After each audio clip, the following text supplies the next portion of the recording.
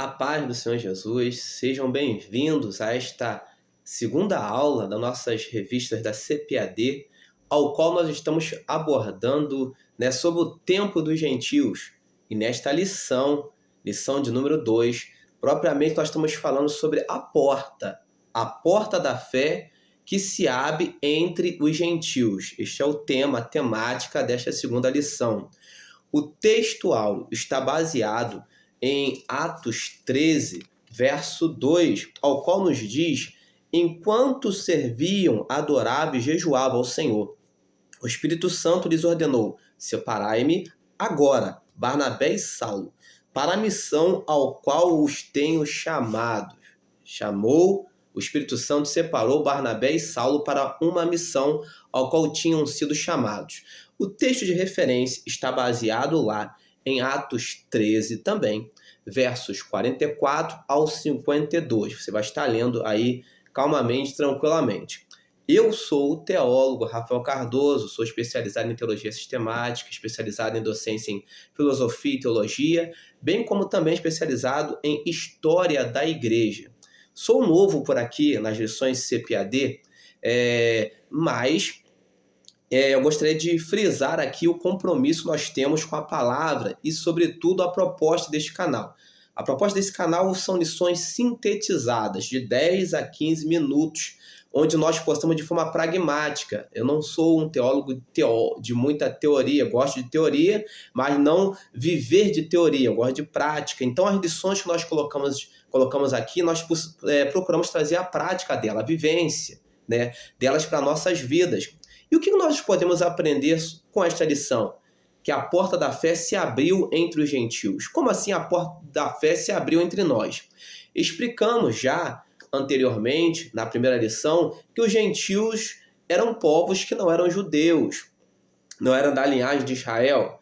E todos nós sabemos que o povo judeu, o povo começou lá com o povo hebreu, judeu, israelita, são povos que é um povo que é muito restrito. Eles receberam, entre eles, a aliança, a lei, receberam entre eles a palavra de Deus, e eles se orgulhavam peremptoriamente disto, de terem recebido a palavra de Deus. E eles eram muito, podemos por assim dizer, exclusivistas. Para eles, só eles mereciam a salvação. Para eles, só eles eram dignos de entrarem no reino, a ponto de Cristo dizer para eles que até de pedras Deus poderia suscitar filhos a Abraão. Eles se orgulhavam de descenderem de Abraão, se orgulhavam disto, e eles viviam mais de orgulho do que qualquer outra coisa, eram mais religiosos em si do que qualquer outra coisa, do que propriamente, como disse aqui no início, eu sou muito pragmático, do que realmente praticante da palavra. Eles viviam mais a teoria, mais o que estava o escrito ali, do que propriamente a prática da palavra. Eles se orgulhavam de pertencer ao povo da aliança, de modo que nós, analisando as Sagradas Escrituras, vamos compreender algumas coisas. Estou explicando tudo isso, uma breve introdução, para nós entendermos e nos felicitarmos da porta estar aberta para nós, porque se dependesse deles, não se abriria.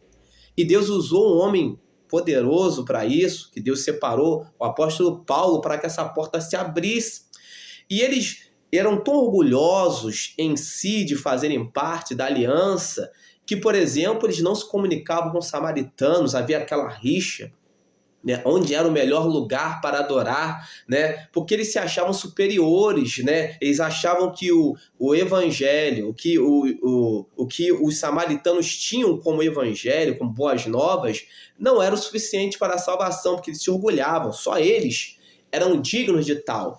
Disse aqui, numa aula anterior, que eles nem comiam com povos não judeus, por causa de não se assentar à mesa com quem não era da linhagem, porque eles tinham orgulho de fazerem parte da aliança. Mas esse orgulho todo, irmãos, não levava a nada, porque eles não viviam isto, eles eram religiosos, por assim dizer, por demais. né? E não viviam o que precisavam, não viviam o que falavam, né? A tal ponto de Jesus dizer para eles, fazei tudo que eles falam, mas não pratiquem o que eles fazem, os religiosos da época, né? Façam tudo que eles falam, mas não pratiquem o que eles fazem, né? Porque eles são sepulcros caiados, por fora muito lindos, por dentro podres, não vivem aliança. E era necessário romper com isto. Nós vemos que na cruz do Calvário, Cristo, ao morrer na cruz, ele rompeu, né, ali o véu de alto a baixo, ele nos abriu acesso. Só que, apesar do acesso ter sido aberto, nós vemos ali em Atos, por exemplo, o Atos dos Apóstolos, né, eles reunidos ali em Jerusalém, ficaram ali reunidos, e de repente nós vemos que o Espírito Santo começou a permitir vir perseguições e os impelir para pregar a palavra, mas ainda assim eles eram muito preconceituosos. Pedro, então, né, ele não queria se assentar à mesa com não-judeus, né? Quando ele estava com povos não-judeus ou gentios, ele se comportava de um jeito. E quando ele estava entre os judeus, ele disfarçava, ele se comportava de outro jeito, como se não conhecesse aqueles irmãos ao qual ele havia se ali feito um grau de amizade, intimidade, ele procurava se apartar deles. Tal era o nível deles, né, de zelo por aquilo que eles acreditavam por certo da aliança. Nesse interim, Deus separou um homem, né, chamado Paulo, que na época ainda era Saulo, e no verso 2 do capítulo 13 nós vemos: separai-me a Barnabé e a Saulo, né, para uma obra ao qual eu os tenho constituído, uma obra para o qual eu os tenho chamado. E eles foram separados, Barnabé e Saulo, e começaram em sua primeira viagem missionária, né, que durou cerca de 2 anos, Barnabé, Saulo, que é Paulo, e também nós vemos que o texto fala sobre João Marcos, que seguia os auxiliando. Por cerca de 2 anos ali, eles passaram por algumas cidades, né, por alguns lugares. E nós vemos que lá em Salamina, eles começaram no verso 2, né, no verso 5 do capítulo 13, fala que lá em Salamina eles começaram a proclamar a palavra de Deus nas sinagogas judaicas. E começaram ali, de cidade em cidade, proclamar a palavra, né? Encontraram-se com, né, um homem, né, que era, podemos por assim dizer, praticava feitiçaria, que era ali Bar Jesus. Ele praticava feitiçaria, né, e era um falso profeta. Encontraram também no verso 7, né, o procônsul Sérgio Paulo, que começou, né, era um homem inteligente, a Bíblia diz, era um homem muito inteligente, e ele mandou chamar Barnabé e Saulo, pois desejava conhecer a palavra de Deus, né? No entanto, no verso 8 diz que Elimas, o mago, né, ele tentou se opor ali a Barnabé e a Saulo, né, de uma tal maneira, né, que ele contradizia tudo aquilo que eles diziam. Ainda era Barnabé e Saulo. Note bem, Barnabé e Saulo. Só que no verso 7, nós vemos, né, no verso 7, né, o procônsul ali tentando conhecer, e vemos no verso 9, Saulo começando a se destacar, porque diz no verso 9, e é interessante você ler: contudo Saulo, que traduzido é Paulo, cheio do Espírito Santo, olhando atentamente para Elimas, o repreendeu, dizendo: tu estás cheio de toda mentira e malignidade, filho do diabo, inimigo de tudo que é justo. Olha só que autoridade.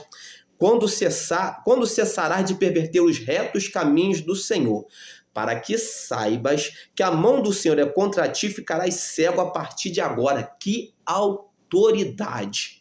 A partir dali, nós vemos que a história começa a mudar. Já não é mais tanto Barnabé e Saulo, já começa a ser Paulo e Barnabé, por causa da autoridade que Paulo tinha, cheio, texto diz, cheio do Espírito Santo. A porta começa a se abrir para os gentios, porque um homem cheio do Espírito Santo e cheio de autoridade começou a fazer o que é o Evangelho, poder de Deus. E é aí que nós começamos a adentrar em algumas situações.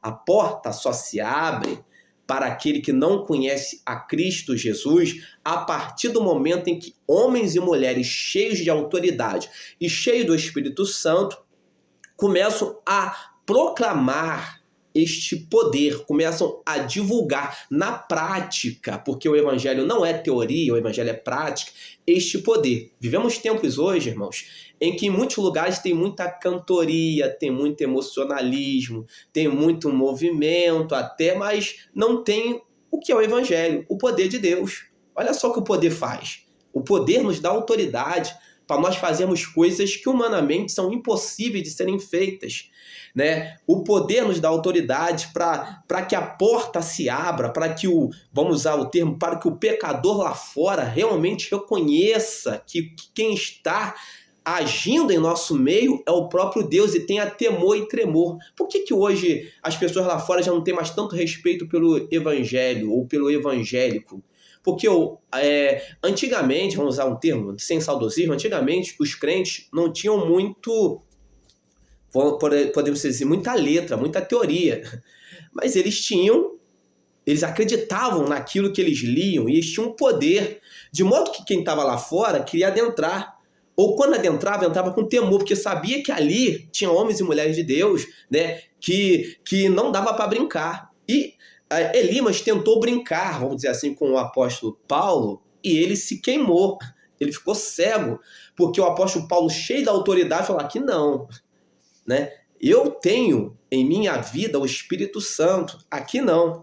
E eu entendo uma coisa muito interessante, às vezes nós queremos hoje que a porta se abra do evangelho no Brasil, né? Nós temos visto em muitos lugares muitas igrejas, né? Em cada canto tem uma igreja, seja Assembleia de Deus, seja Metodista, seja Universal, seja Deus e Amor, seja, né, Presbiteriana, seja Batista, são inúmeras igrejas, sejam N igrejas, nós temos muitas igrejas em muitos lugares, mas nós não temos visto muitas transformações.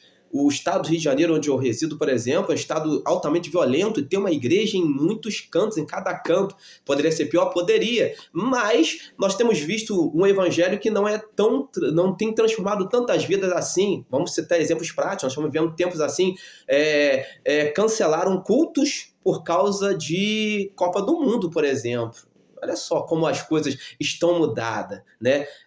Falam que ama a Deus acima de todas as coisas, mas na hora de provar, cultuando, não amam, porque preferem os seus ídolos. Uma camisa de uma seleção brasileira, uma camisa de um time de futebol, né? Temos ídolos acima de Deus. Olha só, o evangelho precisa ser vivenciado, precisa ser vivido na prática e não em teorias, não em palavras. Então, para a porta se abrir, precisou de um homem cheio do Espírito Santo para que essa porta pudesse ser aberta. Este homem foi o apóstolo Paulo.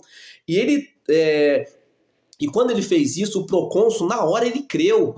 Porque para a porta se abrir, precisa de sinais. Para a porta se abrir, precisa de evidências de que Deus está na vida de quem proclama esse Deus, né? E o apóstolo Paulo, ele começou a proclamar, a ponto de, no verso 45 desse mesmo capítulo, os judeus, que eram exclusivistas, vendo as multidões, começaram a ter inveja.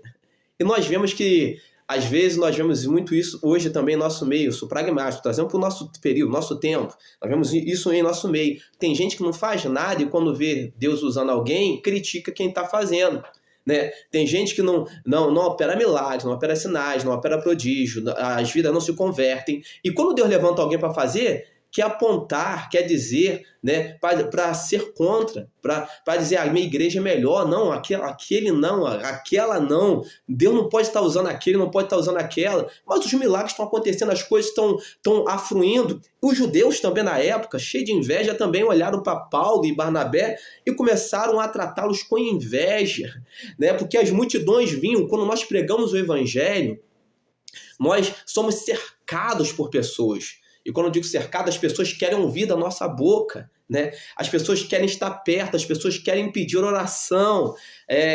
Quantas das vezes você não foi cercado por alguém que quis te pedir uma oração no teu trabalho, como acontece comigo várias vezes, né? Na sua comunidade, onde você reside, as pessoas te procuram, as pessoas vão te procurar quando sabem que você tem a porta da palavra em suas mãos, né? A porta do evangelho, vamos por assim dizer. E é sempre assim, sempre vai se levantar um ou outro para tentar se opor.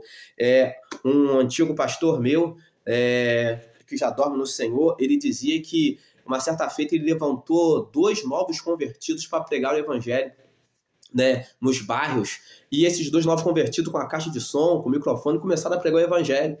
E os crentes mais antigos, né, os crentes velhos, falavam para o pastor, isso não pode, fulano e Bertrano são novos convertidos, né? E eles estão pregando o evangelho, mal conhecem a Bíblia, já estão pregando. O pastor, muito sábio, disse para ele o seguinte, você quer ir no lugar deles? A pessoa parou, não, para mim não dá, pastor. Então deixa quem quer trabalhar aí. É mais ou menos assim, irmãos.